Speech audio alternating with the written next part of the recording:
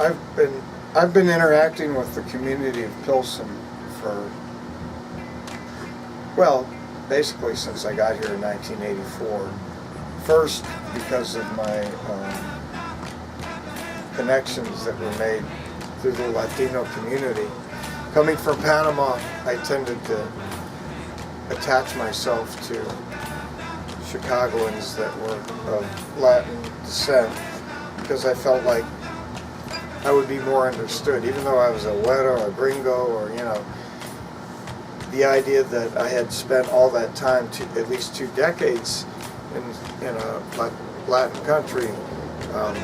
There were things that we knew, like, that other people wouldn't be able to, you know, see or be aware of. So in Pilsen, besides some of the working artists that were here, I also made connections with some of the business people, as well as Israel Hernandez, who runs Prospectus Gallery. And he really liked the work that I did, and he's given me a number of one-person shows. And he's kind of followed me as I've developed, because he's shown different bodies of work of mine from earlier growth. And as I got to be a better artist, or I get to be more clear about what I was saying, he continued to show that work. And so he asked me about 3 months ago, or 4 months ago, he asked me, would you be interested in doing a one-person show with the theme of music? And I said, well, that's fine, as long as, you know, I don't have to make just like a painting of Carlos Santana.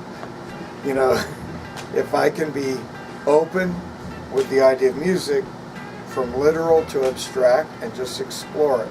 So I did that for 2 months. I explored many ideas about music, and so the theme was, what you see in the gallery are the results of that 2-month exploration. In addition, I enjoy making these one-string blues guitar instruments, and I started exploring other types of homemade stringed instruments that have electronic pickups in them, so that I can distort their sound or later use them for other art pieces.